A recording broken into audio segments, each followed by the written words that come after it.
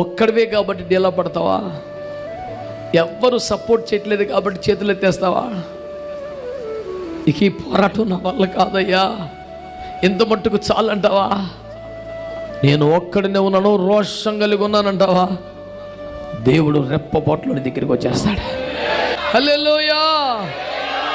ఆయన రాకముందు ఏలియా ఒక రాణి గారి వల్ల పారిపోతున్న సమయం, ఆయన వచ్చిన తర్వాత ఏలియా మరొక రాజును అభిషేకించిన పరిస్థితి, మరొక ప్రవక్తను అభిషేకించిన పరిస్థితి. కథం మొత్తం మారిపోతే సురక్తమే జయ. నీకు 100 మంది సపోర్ట్ అక్కర్లా, నువ్వు ఒక్కడు నిలబడు చాలు. కరెక్ట్గా ఎంతమంది ఉన్నందుకు నోవా వాడు కట్టాడు, ఎంతమంది బలపరిచినందుకు యెహోషువ యుద్ధాలు చేశాడు, ఎంతమంది సపోర్ట్ చేసినందుకు దావీదు గొలియాతును చంపగలిగాడు. నేను చెప్తున్నాను, దైవజనుడు ఎప్పుడు ఒంటరి వాడే, దైవజనుడు ఎప్పుడు ఒక్కడే.